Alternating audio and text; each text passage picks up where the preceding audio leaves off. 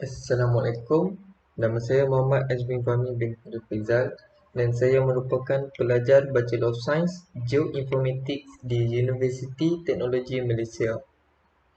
Tujuan video ini adalah untuk memberi penerangan tentang peta COVID-19 di Malaysia pada 17 Mei 2021. Map ni terdapat 3 jenis layer. Yang pertama, layer yang berkaitan dengan jumlah kes. Yang kedua, layer yang berkaitan dengan incidence rate per thousand population. Dan yang ketiga adalah berkaitan dengan active case bagi setiap distrik di Malaysia. Sebelum saya membuat penerangan untuk map ni, saya akan terang secara ringkas bagaimana map ini dihasilkan. Yang pertama sekali, muat turun file Malaysia dalam bentuk SHP. Kemudian, import SHP file tersebut ke dalam ArcGIS Desktop.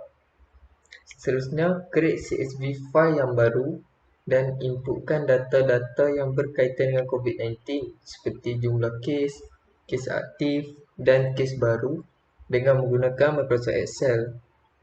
Yang keempat, gunakan ArcGIS untuk menggabungkan ataupun join CSV file yang dibuat ke dalam atribut data yang ada pada SHP file Malaysia. Simpan dan kompreskan ia menjadi zip file dan kemudian daripada zip file tersebut importkan ia ke dalam ArcGIS online. Dan akhir sekali, design map tersebut dalam bentuk interactive way. Okey, saya akan teruskan dengan membuat analisis daripada jumlah total case. Map ini menunjukkan jumlah bilangan total case bagi setiap negeri di Malaysia kecuali Kuala Lumpur, Labuan dan Putrajaya. Ini kerana SHP file yang dimuat turun tidak disertakan dengan negeri-negeri tersebut. Daripada nilai yang kita boleh lihat, negeri yang mempunyai jumlah total case yang tertinggi adalah di Selangor, iaitu sebanyak 155,000 dan mempunyai population sebanyak 5.7 juta. Yang kedua, nilai total case tertinggi adalah di Sabah, iaitu population sebanyak 3.5 juta dan nilai total case sebanyak 59,000. Dan yang ketiga tertinggi adalah di Johor, total case sebanyak 50,000 dan population sebanyak 3.49 juta. Daripada nilai total case dan population yang kita boleh lihat, kita boleh rumuskan yang semakin tinggi populasi sesebuah negeri, semakin tinggi nilai jumlah kes yang akan didapati. Seterusnya, kita pergi kepada incidence rate. Okey, sebelum itu kita perlu tahu apa itu incidence rate. Incidence rate ni adalah jumlah new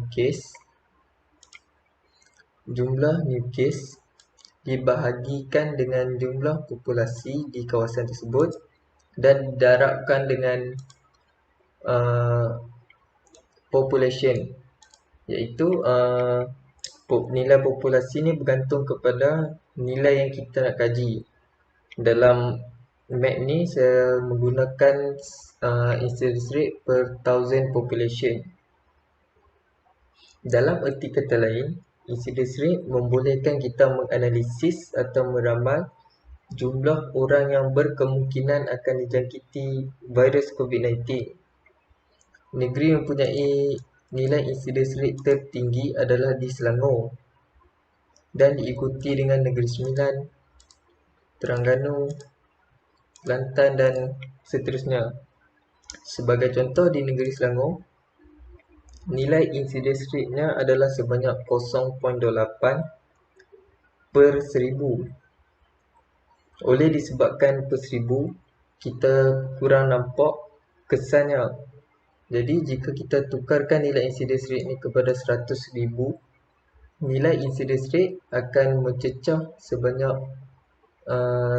28, yang bermaksud dalam 100,000 orang 28 orang berkemungkinan akan dijangkiti oleh virus COVID-19. Dan sebenarnya contoh kedua kita boleh lihat di negeri Perlis. Nilai incidence rate-nya adalah sebanyak 0.01. Dan jika kita ditukarkan kepada 100,000 incidence rate per population, kita akan dapati hanya seorang yang akan berkemungkinan akan dijangkiti oleh virus COVID-19. Dan jika kita melihat kes harian yang terdapat di Perlis hanyalah sebanyak 2 orang. Dan kita boleh simpulkan yang semakin rendah incidence rate sesuatu kawasan, semakin rendah jumlah kes baru yang akan kita dapat. Seterusnya kita pergi kepada layer yang ketiga, iaitu layer yang berkaitan dengan active case bagi setiap distrik. Ataupun layer ini menunjukkan kawasan-kawasan hotspot bagi setiap daerah ataupun negeri. Kawasan hotspot yang paling jelas adalah di daerah Selangor ataupun Kuala Lumpur. Seperti Kelang, itu sebanyak 6,000 total active case. Kedua kita boleh tengok di Hulu Langat, iaitu sebanyak 4,000 total case. 4,000 kes aktif. Manakala di Johor, daerah JB merupakan hotspot bagi kawasan Johor, mempunyai total aktif case sebanyak 2,307. Dan manakala di Kedah, Alor merupakan hotspot dan mempunyai total aktif case sebanyak 975 orang. Di Kelantan sebanyak total active case sebanyak 2,314. Kebanyakan kawasan active case ataupun hotspot ni adalah di kawasan-kawasan bandar. Dan kita boleh lihat pergerakan-pergerakan di kawasan bandar ni adalah lebih gerak berbanding kawasan di luar bandar. Jadi virus COVID-19 ni lebih mudah dijangkiti. Daripada data ni kita boleh simpulkan yang kebanyakan kawasan yang mempunyai nilai kes aktif yang tinggi adalah di kawasan-kawasan bandar. Contohnya Pulau Pinang di Georgetown, Timur Laut, Barat Daya. Di Sarawak pula kita boleh lihat contohnya di Miri, Sibu. Dan kesimpulannya, daripada data-data yang ditunjukkan dari COVID-19 map ni, kerajaan perlu lebih memfokuskan di kawasan-kawasan hotspot yang boleh menyebabkan penularan wabak COVID-19 ini tersebar dengan lebih cepat, iaitu seperti kawasan-kawasan bandar. Dan pepatah juga mengatakan mencegah dahulu sebelum merawat.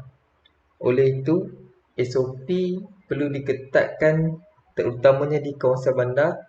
Jadi apabila membuat demikian, jumlah kes baru juga akan dapat dikurangkan. Map ini saya telah sertakan di description di bawah untuk melihat, klik link tersebut. Dan terima kasih kerana menonton.